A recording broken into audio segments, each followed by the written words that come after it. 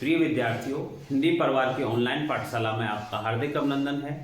आज हम कक्षा 12 हिंदी अनिवार्य विषय के अंतर्गत जो आपके पाठ्यक्रम के अनुसार टॉपिक दिया हुआ है निविदा, उसके बारे में एक सामान्य सत्र लेकर के हम आज आए हैं। और इस सत्र का जो मुख्य उद्देश्य होता है विद्यार्थियों, वो ये है कि आपको निविदा का प्रारूप लिखते समय जो भी आपके प्रश्न आता है उसके संबंध में किसी प्रकार की परेशानी नहीं आएंगी, क्योंकि जो सामान्य बातें हैं निविदा की वो आपको जानकारी में होनी चाहिए। तो आइए शुरू करते हैं। निविदा क्या है विद्यार्थियों? 4 अंक का ये आपका टॉपिक होता है, उसमें अथवा के रूप में निविदा दी हुई होती है। तो आपको पहले तो ये समझना है कि निविदा क्या है, क्या क्या इसके शर्त होती हैं, क्या क्या कितने प्रकारों की निविदा होती है, आखिर क्या उद्देश्य होता है निविदा का।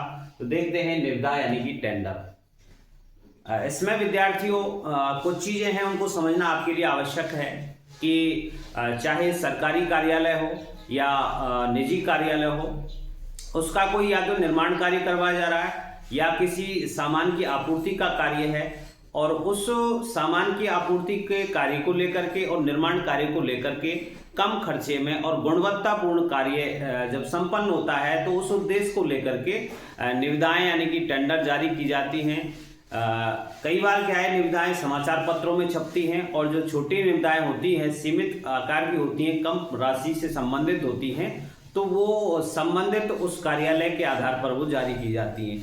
तो यहाँ देखते हैं विद्यार्थियों, सरकारी एवं गैर सरकारी संस्थानों द्वारा अपने किसी निर्माण कार्य को संपन्न कराने, सामान की आपूर्ति करने के लिए उक्त कार्य कर सकने वाले व्यक्तियों, यहाँ विद्यार्थियों बात आती है ऐसी संस्था की, ऐसे ठेके की, यानी कि ऐसे ठेकेदारों की जो इस कार्य को संपन्न कर सकें। उनको सूचना देने के लिए समाचार पत्रों या सूचना पट्टों आदि में प्रस्ताव का आमंत्रण किया जाता है और उसे प्रमाणित किया जाता है। तो ऐसा जो कार्य होता है विद्यार्थी, वो निविदा कहलाता है, टेंडर कहलाता है। यहाँ एक सामान्य जानकारी में ये कह सकते हैं कि किसी प्रोजेक्ट के लिए यानी कि किसी कार्य के लिए बोली लगाने जैसे औपचारिक प्रस्ताव को स्वीकार करने का जो आमंत्रण है वो निविदा कहलाता है। विद्यार्थियों, उद्देश्य आपको बताया जा चुका है, एक बार पुनः सुनिए। निविदा जारी करने का जो उद्देश्य होता है वो कम खर्च में क्वालिटी वाला जो कार्य है यानी कि गुणवत्तापूर्ण जो कार्य है उसको संपन्न करवाना इसका उद्देश्य होता है, कि हमारा खर्चा कम हो और जो हमारी स्थिति है कार्य की वो गुणवत्तापूर्ण हो जाए, ऐसा उद्देश्य लेकर के निविदा चलती है।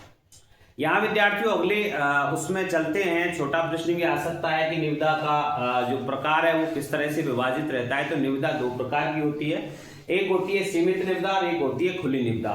यहाँ सीमित निविदा में हम देखते हैं लिमिटेड जो टेंडर है उसमें देखते हैं कि ऐसे काम जो कम राशि के होते हैं उनकी सूचना उन कार्य को कर सकने वाले यानी कि सीमित व्यक्तियों को पत्र के द्वारा सूचित करके उनके व्यय के प्रस्ताव निविदा द्वारा आमंत्रित किए जाते हैं।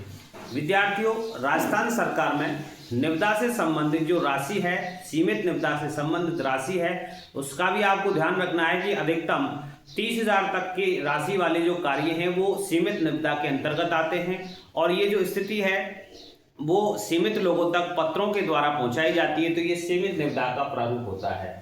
खुली निविदा जो होती है विद्यार्थियों, वो ओपन टेंडर जिसको कहते हैं, इन कार्यों को संपन्न कराने के लिए अधिक व्यय होता है, जिनमें अधिक व्यय राशि की स्थिति बनती है।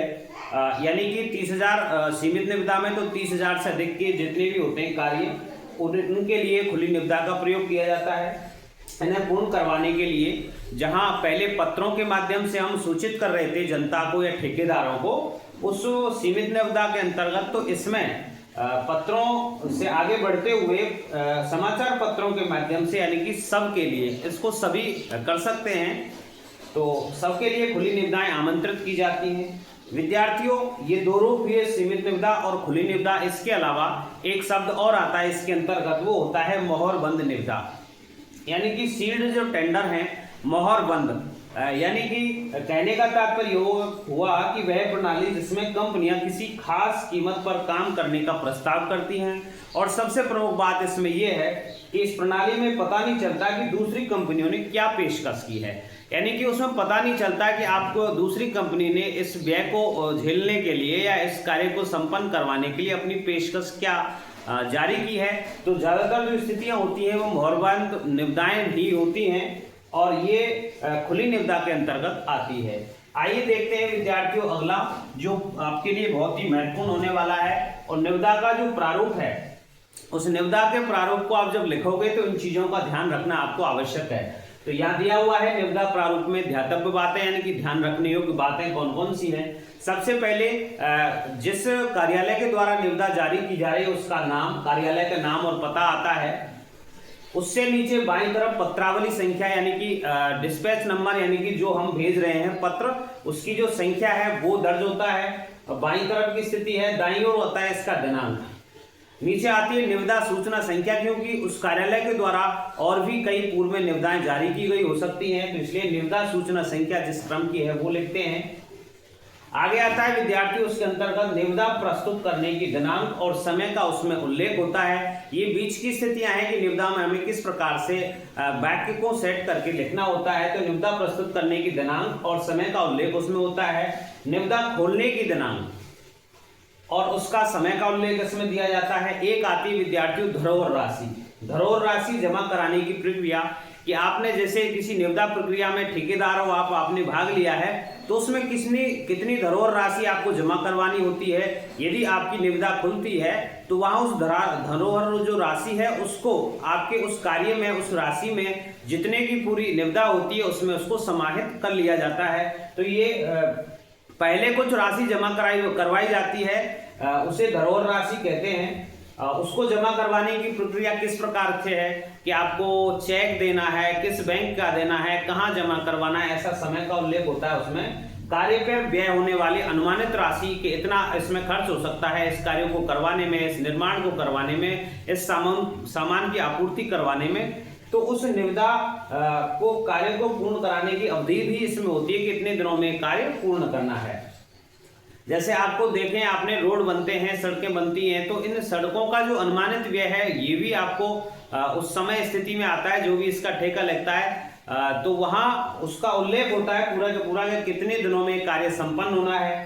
तो और अगली जो स्थिति आती है निविदा के संबंध में अन्य शर्त भी होती हैं, उनमें शर्तें जो होती हैं उन्हीं के अनुसार कार्य करना होता है।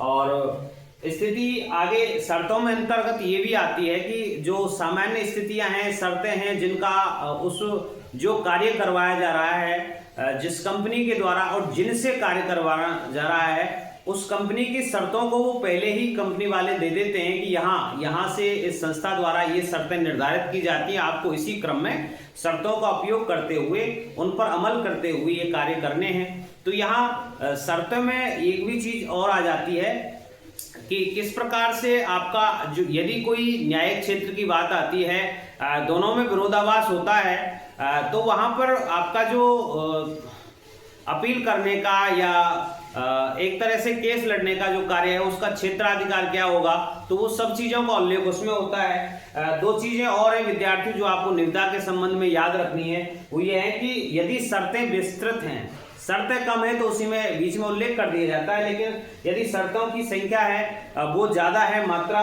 तो शर्तें विस्तृत होने पर समाचार पत्रों में अधिक व्यय को देखते हुए और उन शर्तों में क्या है कि ज्यादा वाक्य बनते हैं, उनको दर्शाना बहुत खर्चीला बन जाता है, क्योंकि समाचार पत्रों में प्रत्येक शब्द की एक एक राशि होती है कि आपको इतने शब्दों को छपवाना है तो राशि इतनी लगेगी। तो शर्तें यदि ज्यादा हैं तो व्यय बढ़ जाता है समाचार पत्रों में, तो उसको देखते हुए एक अलग से निविदा प्रपत्र उस संबंधित कार्यालय के द्वारा प्रस्तुत किया जाता है। दूसरी चीज यह है कि एक साथ यदि कई कार्य करवाने होते हैं तो तालिका बनाकर प्रारूप तैयार किया जाता है।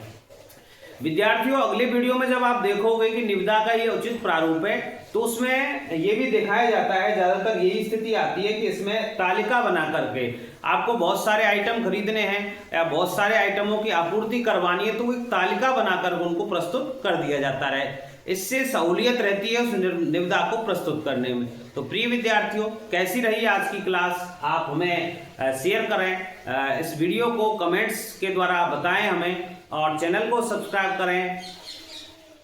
अगला वीडियो हम लेकर के आने वाले हैं एक निविदा का आदर्श प्रारूप लेकर के। बने रहिए हिंदी परिवार की ऑनलाइन पाठशाला के साथ, इसे प्रमोट करते रहें। मिलते हैं अगले वीडियो के साथ, तब तक के लिए धन्यवाद।